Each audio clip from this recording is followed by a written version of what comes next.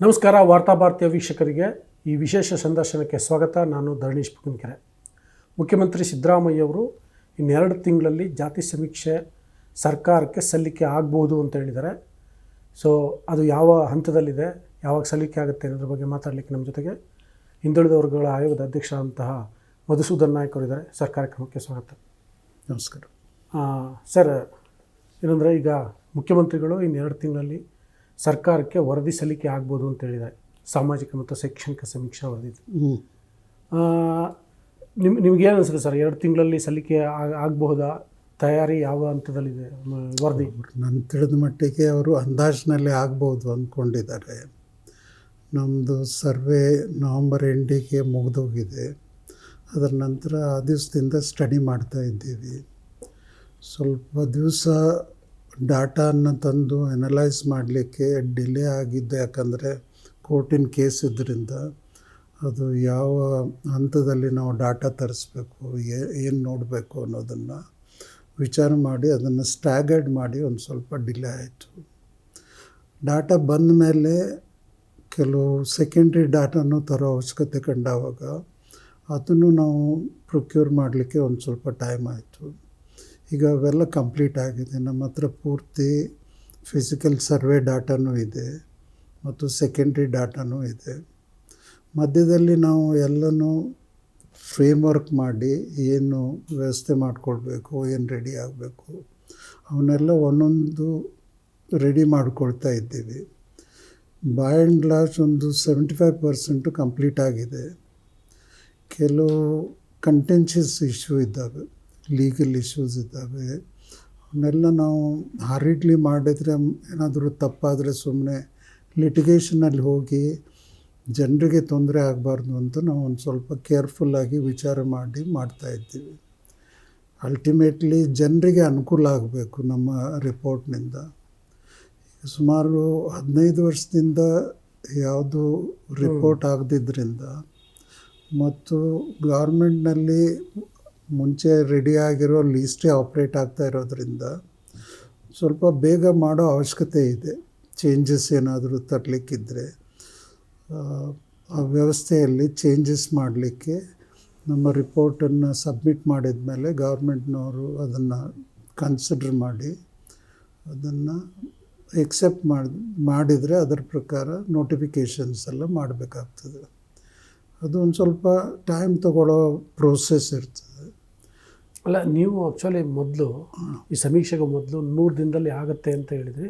ಮತ್ತು ಸರ್ಕಾರ ಕೂಡ ಅದೇ ಹೇಳಿತ್ತು, 3 ತಿಂಗಳು ಕಮಿಷನ್ ಹೇಳ್ತಾ ಇದೆ, ಹಾಗಾಗಿ ಬೇಗ ನಾವು ಮಾಡ್ತೀವಿ ಅಂತ ಹೇಳಿದರು. ನಾವು ಅಂದಾಜಿನಲ್ಲಿ ಇಷ್ಟ ದಿವಸ ಬೇಕಾಗ್ಬೋದು ಅಂತ ಹೇಳಿರೋದು. ಇಷ್ಟೇ ದಿವಸದಲ್ಲಿ ಮಾಡಬೇಕು, ಅಷ್ಟರಲ್ಲಿ ಆಗ್ತದೆ ಅನ್ನೋದು ಒಂದು ಸ್ವಲ್ಪ ಕಷ್ಟ ಆಗ್ತದೆ. 3 ತಿಂಗಳಲ್ಲಿ ಸರ್ವೆ ಮುಗಿಸ್ಬೋದು ಅಂತ ಹೇಳಿದ್ದು 3 ತಿಂಗಳಲ್ಲಿ ನವಂಬರ್ನಲ್ಲಿ ಮುಗಿದಿದೆ. ಅದರ ನಂತರ ಡಾಟಾ ಅನಾಲಿಸಿಸ್ ಏನಿದೆ ಅದನ್ನು ಈಗ ಶುರು ಮಾಡಿ 1.5 ತಿಂಗಳಾಯಿತು.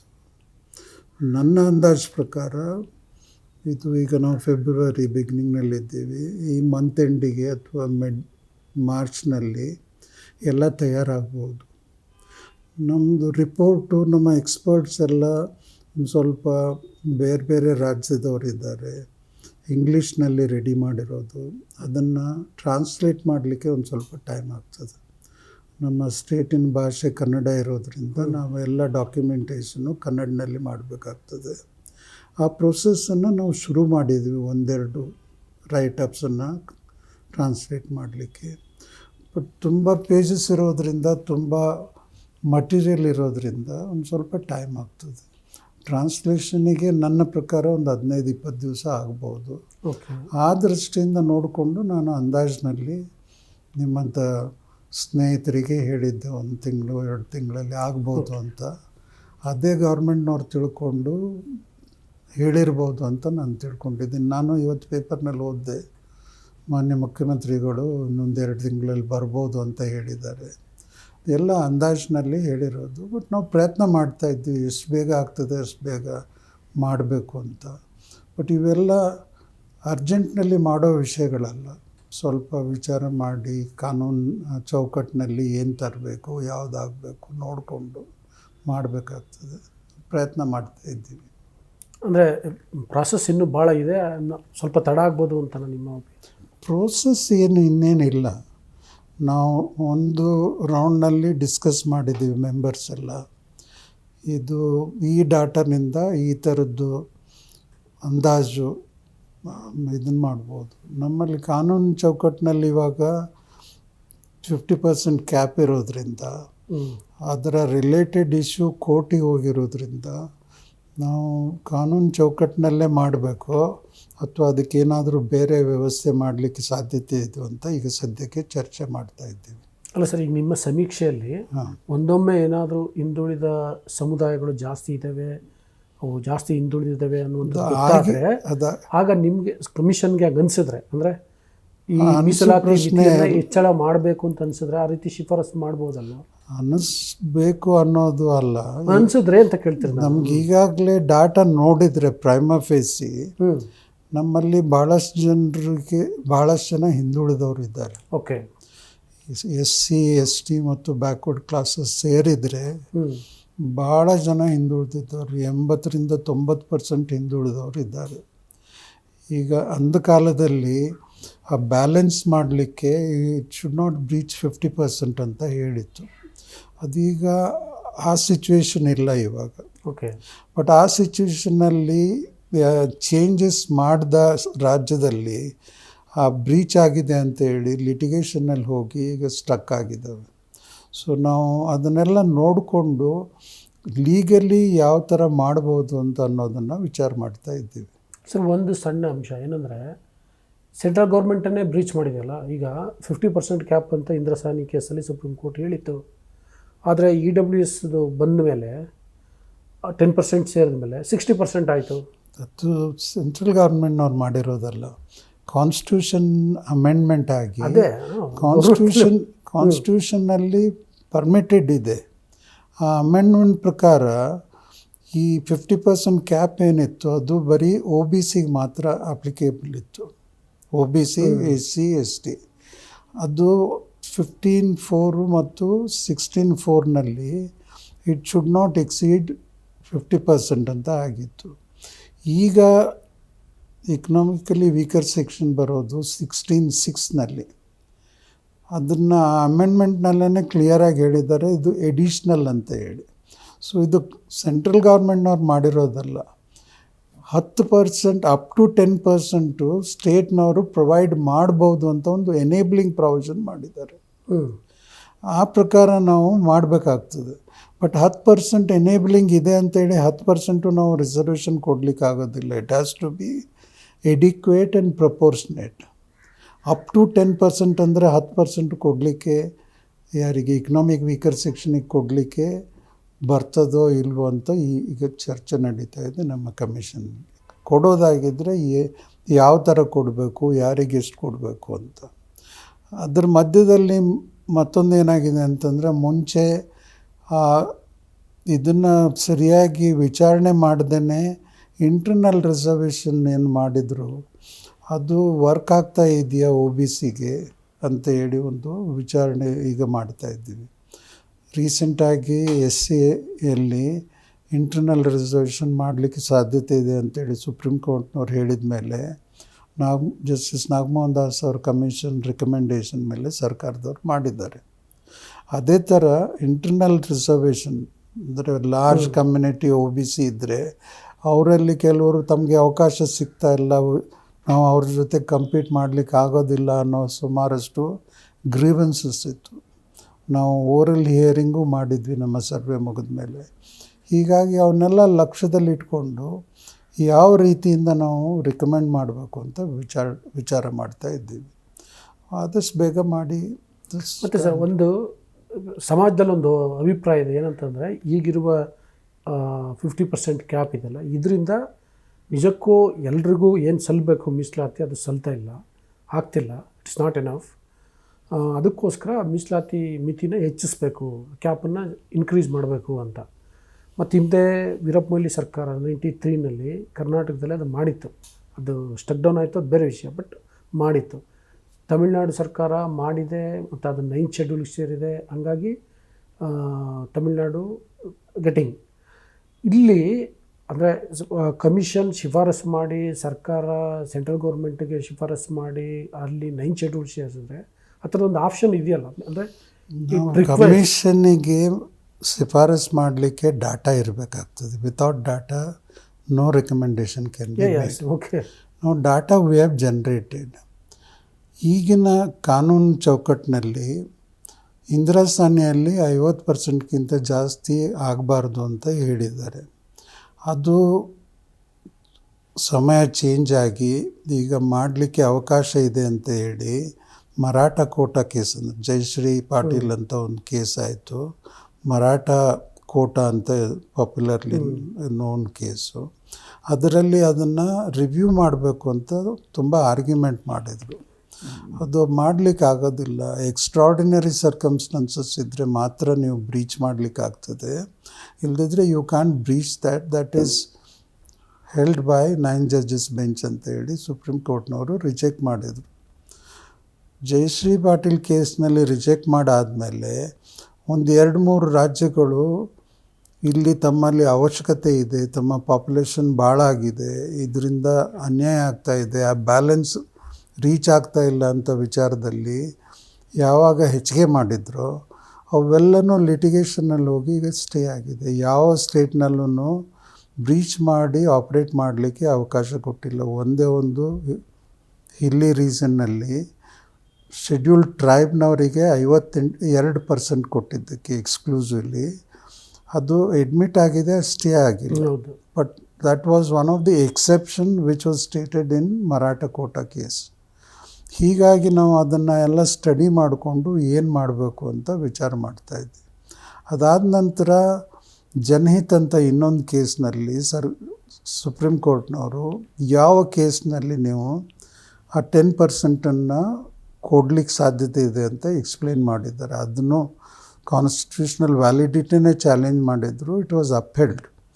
10%ವರೆಗೂ ಕೊಡಲಿಕ್ಕೆ ಸಾಧ್ಯತೆ ಇದೆ. It does not breach the 50% cap ಅಂತ ಜಡ್ಜ್ಮೆಂಟ್ ಆಗಿದೆ ರೀಸೆಂಟಾಗಿ 2021ನಲ್ಲಿ. ಹೀಗಾಗಿ ಅದರ ಕೆಳಗಡೆ ಏನಾದರೂ ನಮಗೆ ಅವಕಾಶ ಇದೆಯಾ, ಅಥವಾ ಯಾವ ಗ್ರೌಂಡ್ ಮೇಲೆ ನಾವು ರಿಕಮೆಂಡ್ ಮಾಡಬೇಕು ಅದನ್ನು ನಾವು ಈಗ ವಿಚಾರಣೆ ಮಾಡ್ತಾಯಿದ್ವಿ. ಲೀಗಲ್ ಎಕ್ಸ್ಪರ್ಟ್ಸಿಗೆ ಎಲ್ಲ ಕೇಳಿಬಿಟ್ಟು ಅದನ್ನು ನೋಡಿಕೊಂಡು ನಾವು ಓವರಾಲ್ ಏನು ಸಾಧ್ಯತೆ ಇದೆ, what is the maximum benefit it can accrue to the public at large based on the data ಅಂತ ನೋಡ್ತಾ ಇದ್ದೀವಿ. ಹೀಗಾಗಿ ನಾವು ಸ್ವಲ್ಪ ದಿವಸದಲ್ಲಿ ರಿಪೋರ್ಟ್ ಕೊಡಲಿಕ್ಕೆ ಸಾಧ್ಯತೆ ಇದೆ. ಮತ್ತು ಸರ್, ಈಗ ಲಾಸ್ಟ್ ಕಮಿಷನ್ನು ಕಾಂತರಾಜ್ ಕಮಿಷನ್ ಮಾಡಿತ್ತು. ಆಗ ಪರ್ಸೆಂಟೇಜ್ ಆಫ್ ದ ಸರ್ವೆ ಜಾಸ್ತಿ ಆಗಿತ್ತು. ಈಗ ನಿಮ್ಮದು 5,85,00,000 ಜನರ ಸಮೀಕ್ಷೆ ಆಗಿದೆ ಅಂತ ಮಾಹಿತಿ ಇದೆ. ಕಂಪೇರಿಟಿವ್ಲಿ ಕಮ್ಮಿ ಆಗಿದೆ. ಇದು ಅಂದರೆ ಅದು ನಿಮ್ಮ ರಿಪೋರ್ಟ್ ಮೇಲೆ ಎಫೆಕ್ಟ್ ಆಗಲ್ವಾ? ಅದಕ್ಕೂ ಏನೂ ಸಂಬಂಧ ಇಲ್ಲ. Survey data analysis what is the percentage of backwardness ಅಂತ.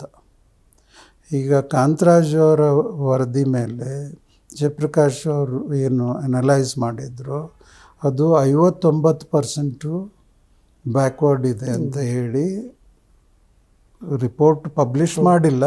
ಬಟ್ ನನಗೆ ಗೊತ್ತಿದ್ದ ಮಟ್ಟಿಗೆ ಅಷ್ಟು ಅನಲೈಸ್ ಮಾಡಿದರು. ನಮ್ಮ ಈಗಿನ ಸರ್ವೆಯಲ್ಲಿ ಅಂದಾಜು ಒಂದು 2-3% ಹೆಚ್ಚು ಕಡಿಮೆ ಆಗ್ತದೆ. ಬಟ್ ಅದರಿಂದ ಮೇಜರ್ ಇಫೆಕ್ಟ್ ಏನಾಗೋದಿಲ್ಲ ನಮ್ಮ ಸರ್ವೆ ಮೇಲೆ. ನಾವು ಆ ಥರ ಕಡಿಮೆ ಕಂಪ್ಲೀಟ್ ಡಾಟಾ ಬರೆದಿದ್ದಕ್ಕೆ we are relying on secondary data. ಮುಂಚೆ ಸೆಕೆಂಡ್ರಿ ಡಾಟಾ ಯಾರೂ ಉಪಯೋಗಿಸಿರಲಿಲ್ಲ.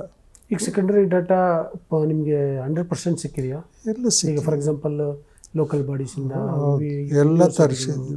42 ಡಿಪಾರ್ಟ್ಮೆಂಟ್ ನಮ್ಮಲ್ಲಿ ಇನಿಷಿಯಲಿ ಫಸ್ಟ್ ಇದರಲ್ಲೇ ಡಾಟಾ ಬಂದಿದೆ. ಓಕೆ. ಅದಲ್ಲದೆ ನಾವು ಸೆಕೆಂಡ್ರಿ ಡಾಟಾ ಏನೇನು ಬೇಕು ಎಲ್ಲನೂ ತರಿಸಿದ್ದೀವಿ. ನಮಗೆ ಕಂಪ್ಲೀಟ್ ಅಪಾಯಿಂಟ್ಮೆಂಟ್ಸ್ ಏನಾಗಿತ್ತು 1956ಇಂದ ಇಲ್ಲಿವರೆಗೂ, ಎಷ್ಟು ಅಡ್ಮಿಷನ್ ಆಗಿದ್ದಾವೆ, KPSCಯಿಂದ ಎಷ್ಟು ಅಪಾಯಿಂಟ್ಮೆಂಟ್ ಆಗಿದ್ದಾವೆ, ಜಾತಿವಾರ ನಾವೆಲ್ಲ ಡಾಟಾನ ಕಲೆಕ್ಟ್ ಮಾಡಿ ಈಗ ಅನಲೈಸ್ ಮಾಡ್ತಾ ಇದ್ದೀವಿ. ಅದೀಗ ಒಂದು 10-15 ದಿವಸದ ಹಿಂದೆ ಮುಗೀತು. ಈಗ ಎಲ್ಲ ನೋಡಿಕೊಂಡು ಅನಲೈಸ್ ಮಾಡ್ತಾ ಇದ್ದೀವಿ. ಹೀಗಾಗಿ ಜನಗಣನೆ ಕಡಿಮೆ ಆಗಿದೆ ಅಂಥೇಳಿ ಅದರಿಂದ ನಮ್ಮ ಸರ್ವೆಗೆ ಏನೂ ಅಫೆಕ್ಟ್ ಆಗೋದಿಲ್ಲ. ಅದರಲ್ಲಿ ಎಷ್ಟು ಜಾತಿಗಳು ಎಷ್ಟು ಅಲ್ಲ ಸರ್, ಅದೇನಾಗಿತ್ತು ಲಾಸ್ಟ್ ಟೈಮು, ಅಫ್ಕೋರ್ಸ್ ಏನೋ ಗೌರ್ಮೆಂಟ್ ಅದನ್ನ ಅಕ್ಸೆಪ್ಟ್ ಮಾಡ್ಕೊಂಡಿಲ್ಲ. ಜಯಪ್ರಕಾಶ್ ಹೆಗಡೆ ಅವ್ರ ರಿಪೋರ್ಟ್ನ ಗೌರ್ಮೆಂಟ್ ಅಫಿಷಿಯಲಿ ಅನೌನ್ಸ್ ಮಾಡಿಲ್ಲ. ಆದರೆ ಲೀಕ್ ಆಗಿತ್ತು. ಆ ಇನ್ಫಾರ್ಮೇಷನ್ ಇಟ್ಕೊಂಡು ಬೇರೆ ಬೇರೆ ಪೊಲಿಟಿಕಲ್ ಲೀಡರ್ಸ್ ಎಲ್ಲ ಮಾತಾಡಿದ್ರು. ಅಲ್ಲ ಅದಕ್ಕೆ ಯಾವುದೋ ಕಮ್ಯುನಿಟಿಯವರು ಜಾಸ್ತಿ ಕಮ್ಮಿ, ನಮ್ದು ಇನ್ನೂ ಜಾಸ್ತಿ ಇರಬೇಕಿತ್ತು, ಈ ಥರದೆಲ್ಲ ಆರ್ಗ್ಯುಮೆಂಟ್ ಇತ್ತು. ಈಗ ಕಮ್ಮಿ ಸಮೀಕ್ಷೆ ಆಗಿರೋದ್ರಿಂದ ಯಾವುದೋ ಕಮ್ಯುನಿಟಿ, ಎಕ್ಸ್ ಕಮ್ಯುನಿಟಿ, ನಮ್ಮದು ಜನಸಂಖ್ಯೆನೇ ಕಮ್ಮಿ ಇದೆ ಅಂತೇಳಿ ಆಕ್ಷೇಪ. ಅದು ಹಾಗೆ ಹೇಳಲಿಕ್ಕೆ ಅವಕಾಶ ಇಲ್ಲ ಈ ಸರಿ. ಯಾಕಂದರೆ ಹೋದ ಸರಿ ಏನು ಸರ್ವೆ ಮಾಡಿದರು ಕಾಂತರಾಜ್ ಅವರು, ಅವ್ರ ಪ್ರಕಾರನೂ ಆಲ್ಮೋಸ್ಟ್ 98% ಏನು ಸರ್ವೆ ಮಾಡಿದರು. ಅದೀಗಲೂ ಇದೆ data, it is not vanished. But ಆವಾಗ for political reason, because the data was not shared with public, ಕೆಲವು ಜನರು ಪೊಲಿಟಿಕಲ್ ರೀಸನಿಗೆ ತಮ್ಮದು ಕರೆಕ್ಟಾಗಿ ಆಗಿಲ್ಲ, ಕಡಿಮೆ ಆಗಿದೆ, ಹಾಗೆ ಹೀಗೆ ಅಂತ ಮಾತಾಡಲಿಕ್ಕೆ ಅವಕಾಶ ಇತ್ತು. ಬಟ್ ಈ ಸರಿ ಆ ಅವಕಾಶ ಬರೋದಿಲ್ಲ. ಯಾಕಂದರೆ ನಾವು ಆಧಾರ ತಗೊಂಡು ಮಾಡಿರೋದು. ನಮ್ಮಲ್ಲಿ ಹೌಸ್ ಲಿಸ್ಟಿಂಗ್ ಮಾಡಿದ್ವಿ, ಕಂಪ್ಲೀಟಾಗಿ ಯಾರ್ಯಾರು ಎಲ್ಲೆಲ್ಲಿ ಮಾಡಬೇಕು ಎಲ್ಲ ಡಾಟಾ ಇದೆ, ಮಟೀರಿಯಲ್ ಇದೆ, ನಮ್ಮ ಹತ್ರ ಪ್ರೂಫ್ ಇದೆ. ಹೀಗಾಗಿ ಈ ಥರದ್ದು ಮಾತಾಡಲಿಕ್ಕೆ ಅವಕಾಶ ಇಲ್ಲ. ಒಂದು ರೀತಿಯಿಂದ ನೋಡಿದರೆ ಕೆಲವು ಫಾರ್ ಪೊಲಿಟಿಕಲ್ ರೀಸನ್ನು ಪಾರ್ಟಿಸಿಪೇಟ್ ಮಾಡಬೇಡಿ ಅಂತ ಹೇಳಿದರು, ಕೆಲವರು for some reason of caste and community do not participate ಅಂತ.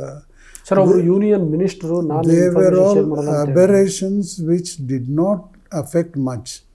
ಆಗಿದೆ ಕೆಲವು ಇಲ್ಲಿ ಬೆಂಗಳೂರು ಸಿಟಿ ಅಂತಲ್ಲಿ may be persuaded by such people, there may not be participation. But that does not affect our survey. ನಮ್ಮ ಸರ್ವೆಯಲ್ಲಿ ಏನು, ಯಾವ್ಯಾವ ಕಮ್ಯುನಿಟಿಯವರು ಹಿಂದುಳಿದಿದ್ದಾರೆ, ಇವಾಗ ಇಷ್ಟು ಜನ ಪಾರ್ಟಿಸಿಪೇಟ್ ಮಾಡಿದ್ರಲ್ಲಿ ಎಷ್ಟು ಜನ ಹಿಂದುಳಿದವರು ಇದ್ದಾರೆ ಅನ್ನೋದಕ್ಕೆ ನಮಗೆ ಫುಲ್ ಡಾಟಾ ಬೇಕಂತಿಲ್ಲ. ಮುಂಚಿನ ಸರ್ವೆಯಲ್ಲೂ ಎಲ್ಲ ಸ್ಯಾಂಪಲ್ ಸರ್ವೆನೇ ಇರ್ತಾಯಿತ್ತು. ಇವಾಗ ಮ್ಯಾಕ್ಸಿಮಮ್ ಆಗಿದೆ 7 ಕೋಟಿ ಜನರದ್ದು ನಾವು ಸರ್ವೆ ಮಾಡಿದ್ದೀವಿ. ಹೀಗಾಗಿ ಅದರಲ್ಲಿ ಪಾರ್ಟಿಸಿಪೇಷನ್ ಕಡಿಮೆ ಆಗಿದೆ ಅಂಥೇಳಿ ನಮ್ಮ ರಿಪೋರ್ಟಿಗೆ ಏನು ತೊಂದರೆ ಆಗೋದು, ಅಫೆಕ್ಟ್ ಆಗೋಲ್ಲ. ಅದಕ್ಕೇನು ಡೈರೆಕ್ಟ್ ಕನೆಕ್ಷನ್ ಇಲ್ಲ. ಓಕೆ, ಫುಲ್ ಇದ್ದರೆ ಫುಲ್ ಮೀನಿಂಗ್ ಕೊಡ್ತಾಯಿತ್ತು. ಅದಿಲ್ಲದಿದ್ದಕ್ಕೆ ನಾವು ಈಗ ಬೇರೆ ಬೇರೆ ಡಾಟಾವನ್ನು ತಗೊಂಡು ಅದನ್ನು ಅನಲೈಸ್ ಮಾಡಿ we are trying to determine ಯಾರಿಗೆ ಎಷ್ಟು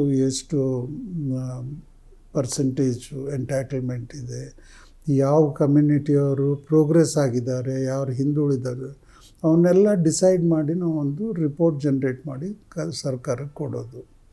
ಅದಲ್ಲದೆ ನಾವು ಬೇರೆ ಬೇರೆ ವಿಷಯದಲ್ಲಿ ಈ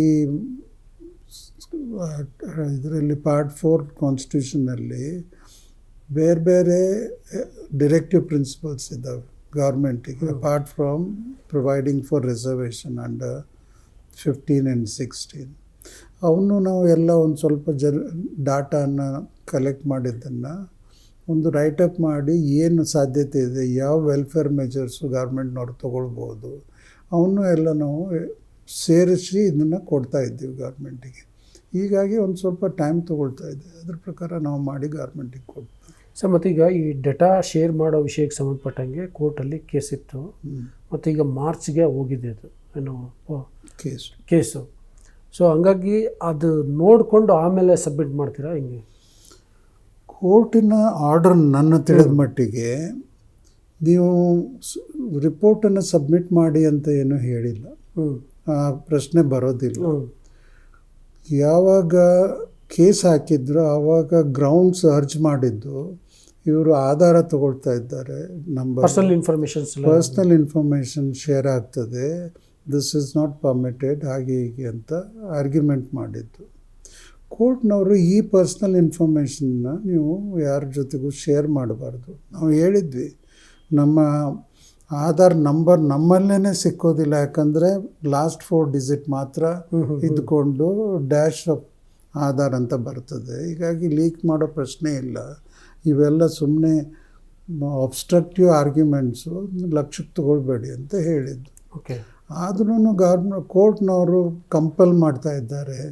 ಯಾವುದು ಸೆಂಟ್ರಲ್ ಗೌರ್ಮೆಂಟ್ನಲ್ಲಿ ಏನು ಸೆನ್ಸಸ್ಸಿಗೆ ಪ್ರಾವಿಷನ್ ಇದೆ ಅದನ್ನು ಮಾಡ್ತಾ ಇದ್ದಾರೆ ಅಂತ ಹೇಳಿದವಾಗ, ಇಲ್ಲ this is a voluntary disclosure ಮಾಡಿದ್ದನ್ನು ನಾವು ರೆಕಾರ್ಡ್ ಮಾಡಿಕೊಂಡು ಡಾಟಾ ಜನ್ರೇಟ್ ಮಾಡ್ತೀವಿ ಅಂತ ಹೇಳಿದ್ದಕ್ಕೆ ಯಾರಿಗೂ ಕಂಪಲ್ ಮಾಡಬೇಡಿ ಅಂತ ಹೇಳಿದ್ದು. ಸರ್, ಕೋರ್ಟ್ ಹಂಗೆ ಹೇಳಿದ ಕಾರಣಕ್ಕೆ ಈಗ ಏನು ನೀವು 5,85,00,000 ಜನ ಸಮೀಕ್ಷೆ ಮಾಡಿದ್ರಲ್ಲ, ಅದರಲ್ಲಿ ಈಗ ಫಾರ್ ಎಕ್ಸಾಂಪಲ್ ನಾನು ನನ್ನ ಹೆಸರು ಹೇಳ್ತೀನಿ, ನನ್ನ ಅಡ್ರೆಸ್ ಹೇಳ್ತೀನಿ, ಅಥವಾ ಇನ್ನೊಂದೇನೋ ಇನ್ಫಾರ್ಮೇಷನ್ ಶೇರ್ ಮಾಡ್ತೀನಿ, ನನ್ನ ಏನು ಆದಾಯದ ಬಗ್ಗೆ ಅಥವಾ ಮತ್ತೊಂದು ಬಗ್ಗೆ ನಾನು ಶೇರ್ ಮಾಡದೇ ಇರೋ ಚಾನ್ಸ್. ಯಾಕೆಂದರೆ ಕಂಪಲ್ಷನ್ ಇಲ್ಲ, ಏನು ಕೊಡಲೇಬೇಕು ಅಂತೇನಿಲ್ಲ.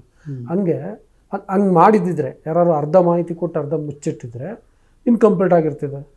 ಈಗ ನೀವು 5,85,00,000 ಏನು ಸಮೀಕ್ಷೆ ಮಾಡಿದ್ರಲ್ಲ, ಇದು ಫುಲ್ ಆಗಿರುವಂಥ ಸಮೀಕ್ಷೆನ ಅಥವಾ ಹಿಂಗೆ ಈ ಇನ್ಕಂಪ್ಲೀಟ್ ಆಗಿರುವಂಥದ್ದು ಸ್ವಲ್ಪ ನಾವು ಈಗ ಅನಲೈಸ್ ಮಾಡುವಾಗ ಕ್ವೆಶ್ಚನ್ನೇರ್ ಮೇಲೆ ಕೆಲವು ಇಂಡಿಕೇಟರ್ಸ್ ಇರ್ತವೆ. Social indicators, educational indicators, economic indicators. ನೀವು ಕೇಳ್ಬೋದು ಆಸ್ತಿದ್ದೆಲ್ಲ ಡೀಟೇಲ್ ಯಾಕೆ ಕೇಳಿದ್ರು. That goes into economic indicator. ಅವನ್ನೆಲ್ಲನೂ ನಾವು ಇಂಡಿಕೇಟರ್ ಮೇಲೆ ಅಷ್ಟು ಪಾಯಿಂಟ್ ಕೊಟ್ಟು 450 ಪಾಯಿಂಟ್ ಕೊಟ್ಟು ಯಾವ್ಯಾವ ಕಮ್ಯುನಿಟಿಗೆ ಎಷ್ಟೆಷ್ಟು ಇದು ಬಂದಿದೆ ಅಂತ ನೋಡಿಬಿಟ್ಟು ಅದರಲ್ಲಿ ಎಷ್ಟು ಪರ್ಸೆಂಟೇಜಿಗೆ ಕಟ್ ಆಫ್ ಡಿಟರ್ಮಿನ್ ಮಾಡಿ ಅದ್ರ ಮೇಲೆ ಇದ್ದವರು ಬ್ಯಾಕ್ವರ್ಡು, ಕೆಳಗಡೆ ಇದ್ದವರು ಪ್ರೋಗ್ರೆಸ್ ಆಗಿರೋದು ಅಂತ ಡಿಸೈಡ್ ಮಾಡು. ದ್ಯಾಟ್ ಈಸ್ ದಿ ಪ್ರೋಸೆಸ್ ನಮ್ಮ ಅನಲೈಸ್ ಮಾಡುವ. ಅದರ ಪ್ರಕಾರ ನಾವು ಮಾಡ್ತಾ ಇದ್ದೀವಿ. ಈಗ ಡಾಟಾ ಕೆಲವು ಕಡಿಮೆ ಆಯಿತು ಅಂದದ್ದಕ್ಕೆ ಓವರಾಲ್ ಕಮ್ಯುನಿಟಿ ಡಾಟಾ ಚೇಂಜ್ ಆಗಲ್ಲ. ನಾನು ಡಾಟಾ ಕಮ್ಮಿ ಆಗಿರೋದಕ್ಕೆ ಹೇಳ್ತಿರಲ್ಲ, ಡಾಟಾ ಈಗೇನು ಸಮೀಕ್ಷೆ ಮಾಡಿದಿರಲ್ಲ 5,85,00,000 ಜನ, ಅದರಲ್ಲೇ ಅರ್ಧ ಮಾಹಿತಿ ಕೊಟ್ಟಿದ್ದರೆ ಅದು ಅವರ ತಪ್ಪಿನಿಂದ ಮಾಡಿರ್ಬೋದು. ಅವರಿಗೆ ಗೊತ್ತಿತ್ತು ಅದರಿಂದ ರಿಪರ್ಕಷನ್ಸ್ ಏನಂತ. ಅದರಿಂದ ಅವ್ರ ಕಮ್ಯುನಿಟಿದ್ದು ಅಸೆಸ್ಮೆಂಟಿಗೆ ಒಂದು ಸ್ವಲ್ಪ ಹಿಂದೆ ಮುಂದೆ ಆಗ್ಬೋದು. ಬಟ್ ನನ್ನ ಪ್ರಕಾರ ಹಾಗೆ ಕೊಟ್ಟಿರ್ಬೋದು ಅಂತ ತಿಳ್ಕೊಂಡವ್ರು ಜಾಸ್ತಿ ಜನ ಇದ್ದಾರೆ. ನಮ್ಮ ಜನರು ಆ ಥರ ಮಾಡಿಲ್ಲ. ಎಲ್ರೂ ಎಷ್ಟು ಬೇಕು ಎಲ್ಲನೂ ಮಾಹಿತಿ ಕೊಟ್ಟಿದ್ದಾರೆ. ಕೆಲವರು ಮಿಸ್ಲೆಡ್ ಆಗಿ ಕೊಟ್ಟಿರ್ಬೋದು. It's very small percentage. ನಾನು ನೋಡಿರೋದ್ರಿಂದ ಅನಲೈಸ್ ಮಾಡುವಾಗ ಎಲ್ಲರೂ ಕಂಪ್ಲೀಟ್ ಏನು ಅವಶ್ಯಕತೆ ಇದೆ, ಅದರಲ್ಲಿ ಕೆಲವು ನಾನ್ ರೆಲೆವೆಂಟ್ ಕ್ವೆಶ್ಚನ್ ಇರಿತ್ತು, ಕೆಲವು ರೆಲೆವೆಂಟ್ ಕ್ವೆಶ್ಚನ್ ಇರಿತ್ತು. ನಾವು ಈ ಸೋಷಲ್ಲು, ಎಜುಕೇಷ್ನಲ್ಲು, ಎಕನಾಮಿಕ್ ಇಂಡಿಕೇಟರ್ಸ್ ಏನಿದ್ದಾವೆ ಅದರ ಈಕ್ವಲೆಂಟ್ ಕ್ವೆಶ್ಚನೇರ್ ಏನಿದೆ ಅದಕ್ಕೆಲ್ಲ ಆನ್ಸರ್ ಕೊಟ್ಟಿದ್ದಾರೆ ಬೈ ಆ್ಯಂಡ್ ಲಾರ್ಜ್. ಹೀಗಾಗಿ ನಮ್ಮಲ್ಲಿ ತಪ್ಪು ಹುಡುಕೋ ಪ್ರಶ್ನೆ ಬರೋದಿಲ್ಲ. ನಾವು based on the data generated analysing those indicators ನಾವು ಅವರಿಗೆ ಅಷ್ಟು ಪಾಯಿಂಟ್ ಕೊಟ್ಟು ಅದರ ಮೇಲೆ ಡಿಸೈಡ್ ಮಾಡಿರೋದು. ಸೊ ಅದರಿಂದ ಏನು ತೊಂದರೆ ಆಗಲಿಕ್ಕಿಲ್ಲ ಅಂದ್ಕೊಂಡಿದ್ದೀನಿ. ಸೊ ಈಗ ಈ ಡಾಟಾ ಸೆಗ್ರಿಗೇಷನ್ನು ಅಥವಾ ಪ್ರೊಸೆಸ್ ಮಾಡೋದು, ಕ್ಲೀನಿಂಗು ಈ ಥರದ್ದೆಲ್ಲ ಇರುತ್ತಲ್ಲ, ಇದಕ್ಕೆ ಒಂದು ಈ ಕಮಿಷನಲ್ಲಿ ಅದಕ್ಕೆ ಸಂಬಂಧಪಟ್ಟಂಗೆ ಎಕ್ಸ್ಪರ್ಟ್ಸ್ಗಳು ಇರಲಿಲ್ಲ ಅನ್ನುವಂಥ ಒಂದು ಒಪಿನಿಯನ್ ಇತ್ತು. ಅದು ಏನು ಅರೇಂಜ್ಮೆಂಟ್ ಮಾಡ್ಕೊಂಡಿದ್ರಿ sir? See, we have one of the best EDCS ಅಂದರೆ ಗವರ್ನೆನ್ಸದ್ದು ಡಿಪಾರ್ಟ್ಮೆಂಟ್ ಇದೆ. Most educated and well versed team is there. They were in charge of the data. ನಮ್ಗೆ ಬೇಕಾದವಾಗ ತಂದು ಕೊಡ್ತಾಯಿದ್ರು. ಬಟ್ ಇದು ಅನಲೈಸ್ ಮಾಡೋದು they are through the expert advice. ನಮ್ಮಲ್ಲಿ ಎಕ್ಸ್ಪರ್ಟ್ಸ್ ಅಡ್ವೈಸು ಮೊದಲು ಕ್ವೆಶ್ಚನೇರೆಲ್ಲ ರೆಡಿ ಮಾಡುವಾಗ was an expert from United Nations, ಕೆನಡಾದಿಂದ ಇದ್ದರು. JNU ಪ್ರೊಫೆಸರ್ ಒಬ್ಬರು ದೇಶಪಾಂಡೆ ಅಂತ ಇದ್ದರು, ಈಗಲೂ ಇದ್ದಾರೆ ಅವರು. ಒಬ್ಬರು ಪ್ರೊಫೆಸರು ನವೀನ್ ಭಾರತಿ ಅಂತ IIT ಬಾಂಬೆಯಿಂದ ಬರ್ತಾರೆ. ಒಬ್ಬರು ಪ್ರೊಫೆಸರ್ ಇಲ್ಲಿ ನ್ಯಾಷನಲ್ ಲಾ ಸ್ಕೂಲ್ನಿಂದ ಬರ್ತಾರೆ. ನಿನ್ನೆ ಒಬ್ಬರು ಗೌಹಾತಿಯಿಂದ ಬಂದಿದ್ದರು, ನ್ಯಾಷನಲ್ ಲಾ ಸ್ಕೂಲ್ನಿಂದ. ಹೀಗೆ ಬೇರೆ ಸ್ಟೇಜ್ನಲ್ಲಿ ನಾವು ಅವರ ಅಡ್ವೈಸ್ ತೊಗೊಂಡು ಪ್ರೋಸೆಸ್ ಮಾಡ್ತೀವಿ. ಹೀಗಾಗಿ ಇದಕ್ಕೆ ಎಕ್ಸ್ಪರ್ಟ್ಸ್ ಇಲ್ಲ ಅಂತ ತಿಳ್ಕೊಂಡಿರೋದು ತಪ್ಪು. ನನಗೆ ಆ ಎಕ್ಸ್ಪರ್ಟೀಸ್ ಇರಲಿಕ್ಕಿಲ್ಲ. ಬಟ್ ನನಗೆ ಆ ಎಕ್ಸ್ಪರ್ಟ್ಸ್ ಹತ್ರ ತಿಳ್ಕೊಂಡು ಅದನ್ನು ಮುಂದುವರಿಸುವಷ್ಟು ಎಕ್ಸ್ಪೀರಿಯನ್ಸ್ ಇದೆ ಅಂತ ತಿಳ್ಕೊಂಡೆ. ನಿಮ್ಗಂತ ಅಷ್ಟೇ ನಿಮ್ಮ ಬಗ್ಗೆ ಅಲ್ಲ, ಆ್ಯಕ್ಚುಲಿ ಬೇರೆ ಸದಸ್ಯರ ಬಗ್ಗೆನೂ ಆ ಥರದೊಂದು ಒಪಿನಿಯನ್ ಇದೆ. ಸದಸ್ಯರೆಲ್ಲ ಸಾಧಾರಣ ಗೊತ್ತಿದ್ದವರು, ಕಾಂಪಿಟೆಂಟ್ ಇದ್ದವರು, ಎಜುಕೇಟೆಡ್ ಇದ್ದವರು, ಸೋಷಿಯಾಲಜಿ, ಪೊಲಿಟಿಕಲ್ ಸೈನ್ಸು ಎಲ್ಲ ಸ್ಟಡಿ ಮಾಡೋದು, ಎಲ್ಲ ಎಜುಕೇಟೆಡ್ ಇದ್ದಾರೆ. ಯಾರು ತಿಳಿದಿದ್ದವರು ಈ ಪೊಲಿಟಿಕಲ್ ರೀಸನಿಗೆ ಬಂದು ರಿಪ್ರೆಸೆಂಟೇಷನಿಗೆ ಬಂದು ಪಾರ್ಟಿಸಿಪೇಟ್ ಮಾಡುವಂಥವ್ರು ಯಾರಿಲ್ಲ.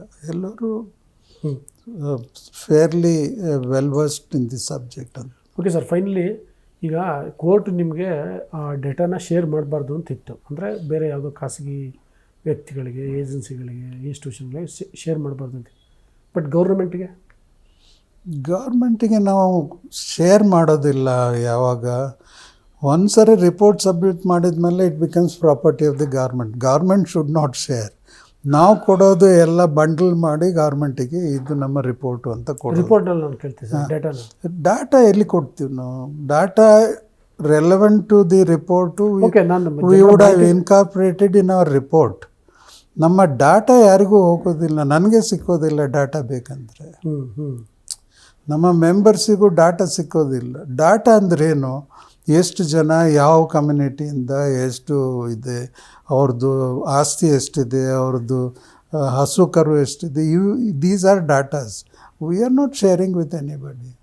ಎಷ್ಟು ಜನ ನೌಕರಿಯಲ್ಲಿದ್ದಾರೆ, ಎಷ್ಟು ಜನ ಇಲೆಕ್ಟೆಡ್ ಇವರಿದ್ದಾರೆ, these are data which has been generated in survey. Those details we are not sharing with anybody. ನಮಗೆ ಅನಲೈಸ್ ಮಾಡಲಿಕ್ಕೆ within in house we have the data.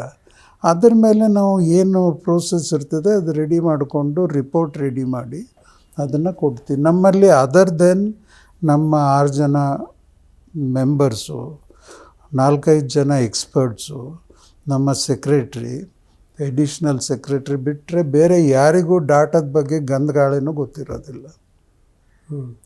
ಅಲ್ಲ ಸರ್, ಈಗ ನೋಡಿ, ದೇ ಆರ್ ಆಲ್ ಅದಕ್ಕೇನಂತಾರೆ, it is there in the EDCS. ನಮಗೆ ಇಂಥದ್ದು ಮಾಹಿತಿ ಬೇಕಂದರೆ ಅದಕ್ಕೆ ನನಗೆ ವಾಟ್ಸಪ್ನಲ್ಲಿ ಪಾಸ್ವರ್ಡ್ ಕೊಟ್ಟು ಪಾಸ್ವರ್ಡ್ ಪ್ರೊಟೆಕ್ಟೆಡ್ಡು ಇಲ್ಲಿ ತೊಗೊಂಡು ಬರ್ತಾರೆ. ನಾನು ಪಾಸ್ವರ್ಡ್ ಕೊಟ್ಟ ಮೇಲೆ even EDCS ಪರ್ಸ್ನಲ್ಲಿಗೆ that can be opened only in my presence and after I share the password. ಹೀಗಾಗಿ there is a proof ಇದು ಸೆಕ್ಯೂರಿಟಿ, ಡಾಟಾ ಪ್ರೊಟೆಕ್ಷನ್ ಇದೆ. ಅದಕ್ಕೆ ಯಾರಿಗೂ ಹೊರಗಡೆ ಹೋಗೋ ಪ್ರಶ್ನೆ ಬರೋದಿಲ್ಲ. But based on that once we generate a report, that report will go to the government. ಅದನ್ನು ಕೊಡಬಾರ್ದು ಅಂತ ಕೋರ್ಟ್ನಲ್ಲಿ ಏನೂ ಹೇಳಿಲ್ಲ. ಡಾಟಾ ಶೇರ್ ಮಾಡಬಾರ್ದು. ನಾವು ಡಾಟಾ ಶೇರ್ ಮಾಡೋ ಪ್ರಶ್ನೆ ಡಾಟಾ ರೆಫರೆನ್ಸ್ ಇರ್ತದೆ ನಮ್ಮ ರಿಪೋರ್ಟ್ನಲ್ಲಿ, but that is not data sharing. Data sharing is something different. Sir, ಈಗ ಭಾಳ ಒಳ್ಳೆಯ ಮಾಹಿತಿಗಳು, ಅಂದರೆ ಇಡೀ ಕರ್ನಾಟಕದಲ್ಲಿ ಭಾಳಷ್ಟು ವಿಷಯಗಳಿರ್ತವೆ ಡೇಟಾದಲ್ಲಿ. ಏನು ಆಸೆಟ್ ಬಗ್ಗೆ, ಎಜುಕೇಷನ್ ವಿಷಯಕ್ಕೆ ಸಂಬಂಧಪಟ್ಟಂಗೆ ಅವನ್ನೆಲ್ಲ ಇರುತ್ತಲ್ಲ. ಗೌರ್ಮೆಂಟ್ಗೆ ಓಕೆ, ನಾವು ಬೇರೆ ಏನೋ ಪ್ರೋಗ್ರಾಮ್ ಮಾಡೋಕ್ಕೋಸ್ಕರನೋ ಇನ್ನೊಂದಕ್ಕೋಸ್ಕರನೋ ನಮಗೆ ಡೇಟಾ ಬೇಕು ಅಂತ ಹೇಳಿದ್ರೆ ಕೇಳುವ ಪ್ರಾವಿಷನ್ ಇದೆಯಾ? ಅದನ್ನು ಕೇಳಲಿಕ್ಕೆ ಪ್ರಾವಿಷನ್ ಇದೆ. ಅದನ್ನು ನಾವು ನಮ್ಮ ರಿಪೋರ್ಟ್ ಸಬ್ಮಿಟ್ ಮಾಡಿ ಆದಮೇಲೆ ಸಪ್ರೇಟಾಗಿ ಓಕೆ ಇಂಥ ವಿಷಯದಲ್ಲಿ ಅಂದರೆ ಏನಾದರೂ ಬೆನಿಫಿಷಿಯಲ್ ಪ್ರೋಗ್ರಾಮ್ ಮಾಡಲಿಕ್ಕಿದ್ರೆ ಅದ್ರ ಬಗ್ಗೆ ನಾವು ಸಪ್ರೇಟಾಗಿ ಅಡ್ವೈಸ್ ಕೊಟ್ಟು ಆ ಲಿಮಿಟೆಡ್ ಡಾಟಾನ ನಾವು ರೆಸ್ಪೆಕ್ಟಿವ್ ಡಿಪಾರ್ಟ್ಮೆಂಟಿಗೆ ಕೊಡ್ತೀವಿ. ಸ್ಕಿಲ್ ಇದಕ್ಕೆ ಬೇಕಿದ್ದರೆ, ಅದಕ್ಕೆ ಇದ್ದರೆ, ಅಥವಾ ಬೇರೆ ಏನಾದರೂ ಹಾಸ್ಪಿಟಲ್ ರಿಕ್ವೈರ್ಮೆಂಟ್ ಇದ್ದರೆ ಅಂಥವೆಲ್ಲ ಸಪ್ರೇಟಾಗಿ ನಾವು ಜನ್ರೇಟ್ ಮಾಡಿ ಆ ಡಿಪಾರ್ಟ್ಮೆಂಟಿಗೆ ಕಳಿಸ್ತೀವಿ. ಬಟ್ ಅದು ಈಗ ಆಗೋದಿಲ್ಲ. ನಾವು ಸಬ್ಮಿಟ್ ಮಾಡಿ ಆದಮೇಲೆ ಸರ್ಕಾರದವರು ಅದನ್ನು ನೋಡಿಬಿಟ್ಟು ಅದ್ರ ಮೇಲೆ ಡಿಸಿಷನ್ ತೊಗೊಂಡ್ಮೇಲೆ ಆಮೇಲೆ ನಾವು ಶೇರ್ ಮಾಡ್ತೀವಿ. Data is available. ಅಷ್ಟರಲ್ಲಿ ನಮ್ಮ ತೀರ್ಮಾನವೂ ಆಗ್ಬೋದು ಕೋರ್ಟ್ನಲ್ಲಿ ನಾವು ಇವೆಲ್ಲ ಪಬ್ಲಿಕ್ ಯೂಸಿಗಿರೋದು, ಇದರಿಂದ ಯಾರಿಗೂ ಏನೂ ತೊಂದರೆ ಆಗೋದಿಲ್ಲ ಅಂತ ಆರ್ಗ್ಯುಮೆಂಟ್ ಮಾಡಿ ಕೇಸ್ ಕ್ಲೋಸ್ ಮಾಡಾದಮೇಲೆ ನಾವು will share it with the department. Thank you sir. ವೀಕ್ಷಕರೇ, ಇಷ್ಟೊತ್ತು ಮಧುಸೂದನ್ ನಾಯಕ್ ಅವರು ಸಾಮಾಜಿಕ ಮತ್ತು ಶೈಕ್ಷಣಿಕ ಸಮೀಕ್ಷೆ ವರದಿ ಯಾವ ಹಂತದಲ್ಲಿದೆ, ಯಾವಾಗ ಸಲ್ಲಿಕೆ ಆಗ್ಬೋದು, ಅವರು ನಿಖರವಾಗಿ ಹೇಳಿಲ್ಲ, ಆದರೆ ಆ ಪ್ರೋಸೆಸ್ ಏನು ಅನ್ನೋದನ್ನು ಎಕ್ಸ್ಪ್ಲೈನ್ ಮಾಡಿದ್ದಾರೆ. ಅದರಿಂದ ನಿಮಗೆ ಒಂದು ಅಂದಾಜು ಸಿಗ್ಬೋದು ಯಾವಾಗ ಅದು ಸಲ್ಲಿಕೆ ಆಗ್ಬೋದು ಅಂತ. ಅದಲ್ಲದೆ ಇನ್ನೂ ಕೆಲವು ಮಾಹಿತಿಗಳನ್ನು ನೀಡಿದ್ದಾರೆ, ಭಾಳ ಉಪಯುಕ್ತವಾದಂಥ ಮಾಹಿತಿಗಳು ಅಂತ ನಾನು ಅಂದ್ಕೊಂಡಿದ್ದೀನಿ. ಹಾಗಾಗಿ ನಾನು ನಿಮಗೆ ರಿಕ್ವೆಸ್ಟ್ ಮಾಡ್ತೀನಿ, ನೀವು ಇನ್ನೂ ವಾರ್ತಾ ಭಾರತಿಯನ್ನು ಸಬ್ಸ್ಕ್ರೈಬ್ ಮಾಡಿಲ್ಲ ಅಂದರೆ ದಯವಿಟ್ಟು ಸಬ್ಸ್ಕ್ರೈಬ್ ಮಾಡಿ, ಲೈಕ್ ಮಾಡಿ, ಶೇರ್ ಮಾಡಿ, ಬೆಲ್ ಬಟನನ್ನು ಪ್ರೆಸ್ ಮಾಡಿ. Thank you. ನಮ್ಮ ಕಾರ್ಯಕ್ರಮಗಳನ್ನು ನೀವು ನೋಡ್ತಾ ಇದ್ರೆ ನಮ್ಮ ಚಾನೆಲ್ ಅನ್ನ ಸಬ್ಸ್ಕ್ರೈಬ್ ಮಾಡಿ, ಪಕ್ಕದ ಬೆಲ್ ಐಕಾನ್ ಒತ್ತಿ ನಮ್ಮನ್ನ ಬೆಂಬಲಿಸಿ. ಹಾಗೆ ನಮ್ಮ ಕಾರ್ಯಕ್ರಮಗಳನ್ನ ಲೈಕ್ ಮಾಡಿ, ಕಮೆಂಟ್ ಮಾಡಿ, ಅದನ್ನ ಬೇರೆಯವರಿಗೂ ವಾಟ್ಸ್ಆಪ್ ಮೂಲಕ ಶೇರ್ ಮಾಡಿ. ನೀವು ಹೀಗೆ ಮಾಡಿದಾಗ ನಮ್ಮ ಚಾನೆಲ್ ಇನ್ನಷ್ಟು ಮತ್ತಷ್ಟು ಜನರಿಗೆ ತಲುಪಲು ನೀವು ನಮ್ಮೊಂದಿಗೆ ಸಹಕರಿಸಿದ ಹಾಗಾಗುತ್ತೆ. ಇದು ನೀವು ಯಾವುದೇ ಖರ್ಚಿಲ್ಲದೆ ಕೆಲವೇ ಸೆಕೆಂಡುಗಳಲ್ಲಿ ನೀಡಬಹುದಾದ ಸಹಕಾರ. ಧನ್ಯವಾದಗಳು.